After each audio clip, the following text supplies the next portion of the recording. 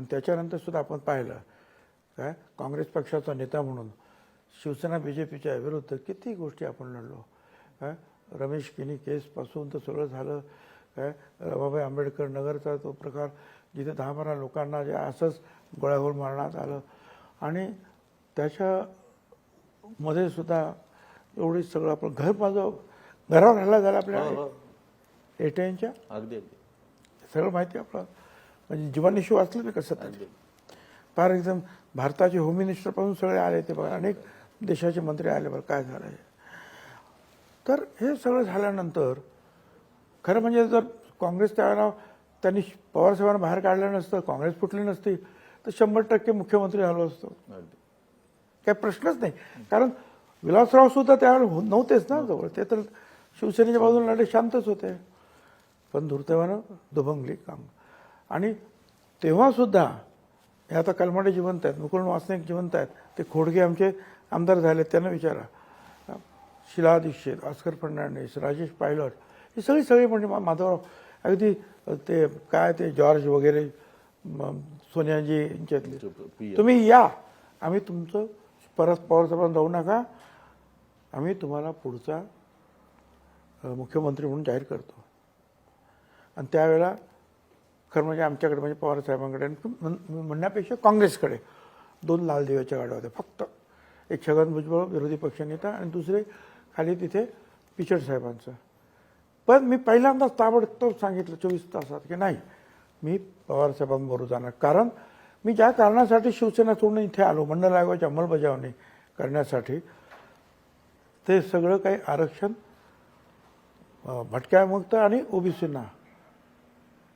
आम्ही समता परिषदेची मीटिंग जालनाला घेतली. 1 लाख लोक उन्हातानामध्ये 7 तास बसले होते आणि स्टेजवर मुख्यमंत्री शरद पवार, मी मंत्री, नंतर आपले त्यावेळेला विलासराव देशमुख, शिवाजीराव देशमुख अनेक सगळे लोक आणि एकच मागणी होती मंडल आयोगाची अंमलबजावणी करा. साहेबांनी सांगितलं 1 महिन्याच्या आत मी करणार. त्यांनी ते केली. नोकरी, शिक्षण आणि राजकारणात आरक्षण दिलं. बरोबर. म्हणून मग मी त्यांना सांगितलं मी पवारसाहेबांना नाही सोडणार. कारण जर ह्या घटकाला न्याय देण्याचं काम त्यांनी केलेलं आहे मी नाही सोडू शकत. काय आणि मी पवारसाहेबांवर राहिलो. त्यावेळेला इंडिया शायनिंग सुरू झालं होतं प्रमोद महाजनांनी ती सगळी मंडळी. त्यामुळे 6 महिने अगोदर विधानसभा निवडणूक घेतली की आता काँग्रेस दुभंगली आहे विधानसभा सुद्धा आपल्या ताब्यात येणार.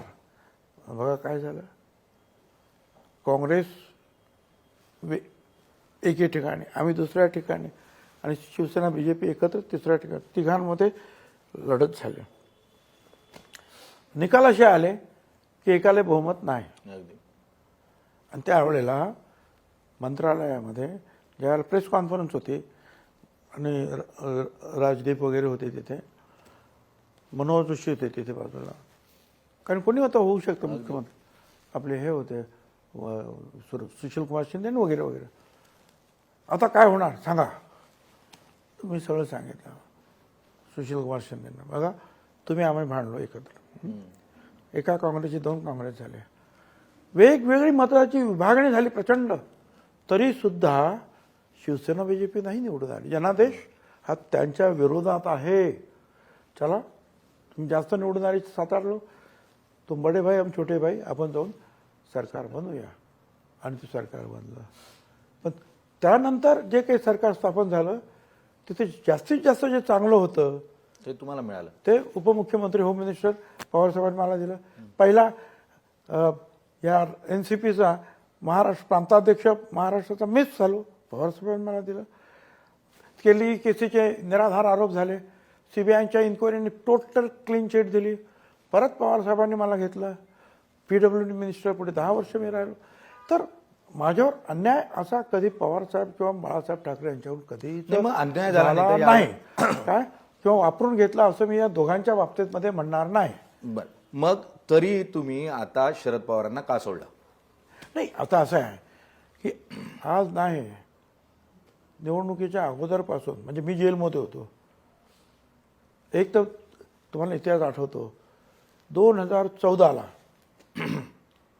शिवसेना BJP एकत्र होते. काँग्रेस राष्ट्रवादी एकत्र होते. त्यावेळा आमच्या नेत्यांना सांगण्यात आलं वरून की आम्ही शिवसेना सोडतो, तुम्ही काँग्रेस सोडा. हो. सोडणार का? आम्ही तुम्हाला मंत्रिमंडळात नंतर घेऊ. बरोबर, 14 साली. हो. हां, त्यांनी सोडलं शिवसेनेला, आम्ही ताबडतोब सोडचिठ्ठी दिली. बरोबर आहे. राष्ट्रपती राजवट पण लावली लगेच. राजेश 4 लोक वेगवेगळे लढले. हो. काय पण पुढे असं झालं की पवारसाहेब अलिबागच्या त्या आमच्या जे काही चालू होतं अधिवेशनात म्हटलं की आम्ही कायमस्वरूपी आमचं पाठिंबा BJPने ग्राह्य धरू नये. आणि म्हणून मग फडणवीसांनी घाईघाईने जे आहे तो विरोधी पक्ष नेते असलेले शिंदे यांनी त्यांना जवळ घेऊन मंत्री करून टाकले. बरोबर आहे. तो एक भाग झाला. मी जेलमध्ये असताना 2017ला सुद्धा अजितदादाच सांगतात की मिटिंग झाली एका कोणा उद्योगपतीच्या घरी, किती खाते, किती मंत्री, काय काय सगळं ठरलं. आता ते सगळं पवारसाहेबांच्या संमतीने ठरलं. मग शेवटला पवारसाहेब म्हणतात, ठीक आहे शिवसेनेला तुम्ही सोडा, आपण दोघंच करू. त्याने सांगितलं आम्ही शिवसेना आमचा फार जुना पार्टनर, आम्ही नाही सोडणार. पण पवारसाहेबांची संमती होती, पण ते काही झालं नाही. 19ला निवडणुकीच्या अगोदर पण काही चर्चा, ह्या संपूर्ण चर्चेत मी कुठेच नव्हतो, मला माहीतच नव्हतं. आणि नंतर 1900 पण चर्चेमध्ये मी नव्हतोच. पवारसाहेब, अजितदादा आणि कदाचित प्रफुल्ल पटेल आणि BJPचे आणि ते लोक, त्यांना माहिती असेल. पण त्यांनी सांगितलं, काही चर्चा झाली आणि आता म्हणे की काय करायचं. तर यांची काहीतरी चर्चा झाली वरती की आपण म्हणजे भाजप आणि राष्ट्रवादीचं सरकार स्थापन करायचं. मग त्यांनी परत सांगितलं, बघा आम्ही शिवसेनेला सोडतोय, बघा आम्ही शिवसेनेला सोडतोय, तुम्ही राहणार ना बरोबर. याने सांगितलं हो, आणि त्यांनी शिवसेना सोडली. त्यावेळेला अजितदादा सुद्धा त्या मिटिंगमध्ये होते साहेबांबरोबर. त्यावेळेला त्यांनी अजितदादाला विचारलं, अरे बाबा ये पवार साहब बोल रहे हो क्या, कसं. अजितदादा बोले, मैं अजित पवार बोल रहा हूँ, तो आपके साथ क्या मैं जो बोला वही करूँगा आपके साथ. बरोबर. आणि त्याप्रमाणे त्याने शिवसेना सोडली. आणि इकडे महाराष्ट्रातला मूड पाहून पवार साहेबांनी जाऊन सांगितलं, आम्हाला काही जमत नाही तुमच्याबरोबर. काय तो जो काही 8 वाजताचा जो शपथविधी झाला, काय तो अजितदादा आपला शब्द पूर्ण करण्याकरता गेले. त्याच्यानंतर सुद्धा चर्चा सुरू झाली की आपण एकत्र जायला पाहिजे.